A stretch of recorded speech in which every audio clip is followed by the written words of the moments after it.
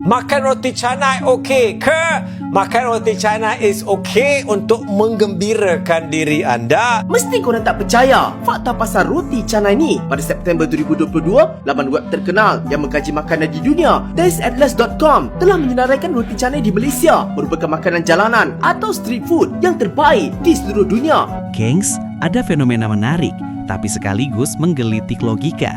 Roti canai, makanan yang selama ini mungkin kita anggap cuma sarapan biasa, tiba-tiba membuat turis asing berbondong-bondong terbang ke Malaysia hanya untuk mencicipinya. Bukan main, hidangan sederhana ini kini diakui dunia sebagai salah satu makanan terlezat yang pernah ada. Namun yang lebih lucu lagi gengs, beberapa negara mulai mengklaim roti canai sebagai milik mereka. Padahal sejarah dan budaya sudah bicara jelas, roti canai berkembang, tumbuh, dan menjadi identitas kuliner. Makan roti canai okey ke? Makan roti canai is okey untuk menggembirakan diri anda. Roti canai merupakan sumber tenaga yang tinggi ya. Satu canai is 300 kalori. Adakah ia makanan yang mengenyangkan? Tak juga. Adakah ia makanan yang sihat pun? Tak juga. So does not mean every makanan tu perlu sihat memanjang. Ada makanan yang fungsinya itu menggembirakan diri anda, and that can be ice cream, can be cake, can be kuih, can be durian, can be roti canai as well. But you kena again memahami bahawa ya, menggembirakan diri saya itu tak perlukan 6 roti canai. Mungkin dapat sekeping seminggu, or 2 keping seminggu, or share dengan kawan ke apa ke. But you have to again tepuk dada, tanya selera as to what is your keseimbangan of pilihan yang baik dengan pilihan yang kurang baik. But you don't have to meninggalkan roti canai itu for the rest of your life. It is about balance, it's not about kesempurnaan. Beres? Beres ya? Kalau sebut pasal sarapan Malaysia, roti canai tak boleh dibuang daripada list. Pada 100 tahun yang dahulu, pedagang India Muslim dari Tamil Nadu berlayar merentasi Laut Benggala dan singgah di tanah Melayu di pelabuhan Pulau Pinang Pulau Pinang, Melaka dan juga Singapura. Mereka bukan saja berniaga kain dan juga rempah, tetapi ada juga di antara mereka yang membuka kedai makan secara kecil-kecilan. Nama canai pula ada 2 kisah. Ada yang kata disebabkan oleh dough itu telah dicanai, ditarik, dilipat dan juga dipusing sampai nipis. Ada juga yang kata ianya datang daripada cenai India. Tetapi bila sampai je kat Nusantara ni, ianya telah diubah ikut selera tempatan. Daripada roti kosong jadi roti bawang, roti telur, roti banjir. Tetapi ada di setengah bahagian negeri makan roti canai bersama dengan gula dan juga susu pekat. Hari ini roti canai bukan saja menjadi makanan mamak, tetapi menjadi comfort food kita semua. Boleh makan daripada pagi sampailah ke malam. Harganya agak murah dan memudahkan kita. Setiap lapis nipis roti canai tu ada kisah pedagang India yang merantau daripada India sampailah ke sini. Sudah tentu ada rasa yang menyatukan kita semua sebagai rakyat Malaysia. Kalau korang pergi mamak tu, korang order roti apa? Cuba komen kat bawah. Mesti korang tak percaya fakta pasal roti canai ni. Pada September 2022, laman web terkenal yang mengkaji makanan di dunia, TasteAtlas.com, telah menyenaraikan roti canai di Malaysia merupakan makanan jalanan atau street food yang terbaik di seluruh dunia. Malah di dalam website ini turut menyenaraikan lokasi roti canai mana yang paling sedap di seluruh dunia. So, bolehlah lepas dibawa kawan atau keluarga makan dekat kedai-kedai ni. Tapi kan, roti canai ni kira makanan jalanan ke? Hahaha. On, minta tolong. Jangan bercakap je lah. Kau diam je. Jangan kau nak mandai-mandai. Cakaplah nak roti canai. Ada ni kita orang ada beli. Bila masanya di sana nak roti canai? Sabar, Man. Kepala aku main kering aku tak ada.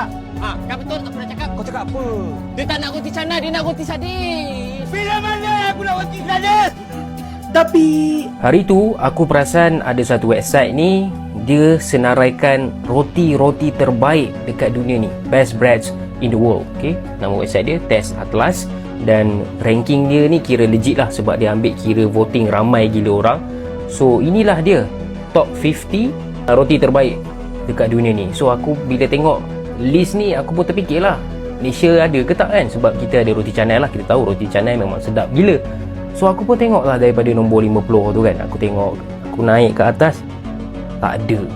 Sampai nombor 30 pun tak ada. Naik yang belah kiri, tak ada. Aku pun macam, takkanlah roti canai tak termasuk kan? Sedap kot. Sekali sampailah di tempat paling puncak guys, roti canai dinobatkan sebagai roti paling sedap dekat dunia, guys.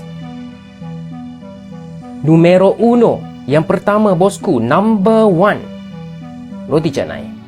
Okey, jadi kita sebagai rakyat Malaysia pastinya berbanggalah, okey, dengan vote ni memang betul lah kan. Kita pun tahu roti canai memang sedap. So minta negara-negara lain dekat Asia Tenggara ni untuk step up lah, okey. Contoh kita ada wakil daripada negara jiran kita, Singapura, roti prata. Walaupun roti prata ni hanyalah Shopee version of roti canai, tapi tak apalah, okey. Nombor 12 okey lah. At least ada wakil kan. At least masuk top 50 lah. Yang lain aku nampak macam tak ada je. Macam negara Eropah je banyak. Tapi cakap pasal roti canai ni kan, orang yang tak datang Malaysia dia tak tahu tau. Dia cakap roti canai ni sama je macam roti paratha, sama macam roti luar sana. Dia tak tahu. Dia tak tahu betapa sedapnya roti canai ni, dengan flaky sikit, dengan lembut dia, dengan rasa buttery, sweet, susu manis dia ada dalam dough tu kan. Dia tak tahu. Tapi dia kata dia tahulah. Dia claim dia tahulah kan.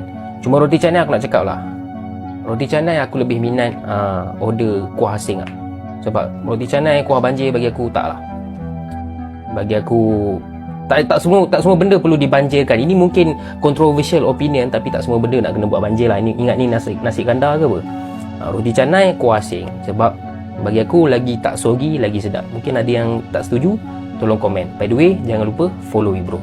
Bagaimana di Malaysia ni boleh wujud roti canai. Jadi roti canai ni satu yang keunikan dia cuma wujud di dua buah negara je. Pertama Malaysia, kedua Singapura. Kerana apa? Kerana ada masyarakat India. Tapi kita tahu di negara India tak ada roti canai. Okay, jadi bila kita sebut pasal Malaysia dengan Singapura, kita kena tahu sebutan roti canai ni berbeza. Okay, di Malaysia kita panggil roti canai, kita semua tahu, dan di Singapura mereka tak panggil roti canai, tapi mereka panggil sebagai roti prata. Okay, dia ada banyak cerita kenapa dipanggil roti prata di Singapura. Okay, prata ni berasal daripada nama Hindi. Okay, kalau dapat kita pergi ke selatan negara India, dia tak akan ada perkataan prata.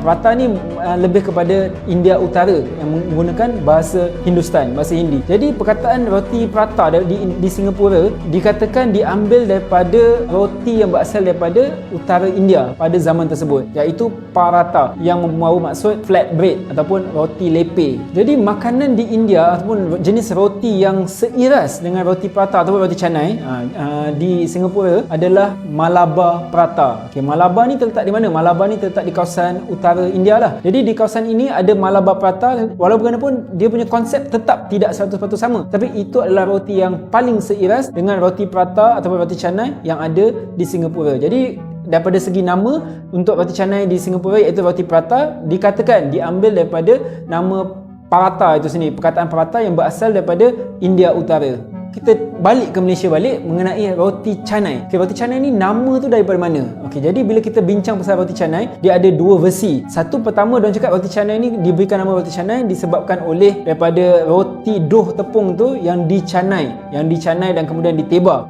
oleh pembuat roti canai lah. Itu kita panggil roti canai. Tapi teori tu mungkin ada yang tak apa setuju. Ada yang cakap roti canai ni mungkin dirujuk kepada kawasan Chennai di India yang mempunyai satu menu yang seiras dengan roti canai, iaitu parota. Jadi parota ni lah saya kata tadi, roti yang deep fry sedikit. Rupa dia lebih kurang macam roti canai selepas dah digoreng, cuma different sikit lah daripada segi tekstur sebab dia lebih berminyak. Jadi kita nak cerita macam mana sejarah dia boleh wujud menu roti canai ni di Malaysia. Sejarahnya bermula apabila British mula menjajah kawasan Nusantara, dan British menjajah kawasan Tanah Melayu, Singapura, dan British telah membawa ramai-ramai kemasukan buruh daripada India untuk bekerja di Tanah Melayu. Jadi kemasukan buruh-buruh India ni biasanya berasal daripada Tamil Nadu yang akan dibawa untuk menjaga estate, untuk menjaga ladang-ladang getah di Malaysia. Jadi seiring dengan peredaran zaman, selepas generasi kedua, generasi ketiga yang telah lahir di Tanah Melayu atau Singapura, mereka pun generasi-generasi baru ni dah tak adalah nak kerja dekat estate lagi. Jadi mereka dah mula, ada yang masuk dalam dunia pendidikan, ada yang dah mula menceburkan diri dalam bidang perniagaan. Dan salah satu aspek perniagaan yang diceburi oleh masyarakat India pada ketika itu adalah makanan. Jadi makanan yang mereka bawakan pada ketika itu, mereka bawakan roti yang dicanai. Roti yang dicanai ini dibawa oleh masyarakat India yang membuka kedai-kedai makan, dan kita tahu mereka punya kombinasi roti canai ini mesti datang dengan teh tarik. Jadi teh ni memang dikenali di India lah dengan nama chai. Jadi dia tak pelik untuk masyarakat India bawa minuman teh tu sehingga menjadi makanan kegemaran. Dan dia kalau kita makan roti canai ni, dia mesti datang dengan kombinasi teh tarik atau teh ais. Tapi kalau saya teh tarik paling layan kan. Jadi kesannya beberapa tahun, orang kata dah 100 tahun selepas itu, makanan roti canai ini menjadi satu ikon atau menjadi satu budaya di Malaysia. Sehingga kan pada hari ini kalau kita pergi ke London, dia ada satu banyaklah sekarang kedai-kedai roti canai tau. Kedai roti canai ini bukan dibawa oleh masyarakat warga negara India, tapi dibawakan oleh orang Malaysia. Bawa makanan roti canai ini ke London, ke kota-kota besar Eropah yang lain. Kita dah boleh kata roti canai ini adalah makanan identiti Malaysia. Dia adalah milik Malaysia dan juga Singapura. Dalam video tersebut terlihat bagaimana wisatawan asing bela-belain datang ke Malaysia hanya karena penasaran dengan pujian dunia soal roti canai. Reaksi mereka hampir semuanya sama, takjub, terkejut, dan akhirnya jatuh cinta. Mereka memuji kerenyahan roti, kelembutan lapisan-lapisannya, aroma kari yang menggoda, sampai harga yang sangat ramah kantong. Banyak yang bahkan langsung memberikan nilai tinggi. Ada yang bilang 8,5/10, ada pula yang tanpa ragu memberi 10/10. Para turis juga kagum dengan tradisi sarapan di Malaysia, kari di pagi hari, hal yang awalnya asing bagi mereka, tetapi setelah dicicipi, langsung berubah pikiran. Ada yang sampai berseloroh harus menambah ukuran baju jika tinggal di Malaysia terlalu lama, saking nikmatnya makanan ini. Menariknya, di balik semua pujian itu, muncul satu fakta yang sering terlewat. Meskipun ada negara lain yang mengklaim roti canai berasal dari mereka, sejarah kuliner justru menunjukkan bahwa hidangan ini berkembang dan melekat kuat dalam budaya Malaysia. Dibawa oleh komunitas India Muslim, kemudian disesuaikan, dimodifikasi, dan akhirnya menjadi identitas kuliner Malaysia hingga sekarang. Jadi kalau ada yang mendadak mengaku laku, ya harap dimaklumi saja gengs. Kadang kalau sesuatu sudah mendunia, pasti ada saja yang ingin ikut numpang nama. Gengs, dari fenomena ini ada pelajaran penting yang patut kita renungkan. Ketika dunia sudah memberikan pengakuan begitu besar terhadap makanan lokal, kita sebagai masyarakat seharusnya lebih bangga dan menjaga warisan tersebut. Jangan sampai justru negara lain yang berusaha merebut identitas kuliner yang sudah jelas berasal dan berkembang di Malaysia. Saran dan nasihatnya sederhana saja gengs, jaga, hargai, dan lestarikan kuliner sendiri sebelum orang lain mengakuinya sebagai milik mereka. Semakin banyak turis yang datang, semakin besar tanggung jawab kita untuk menjaga keasliannya. Dan ingat gengs, kebanggaan itu seharusnya datang dari diri sendiri, bukan setelah dipuji orang luar.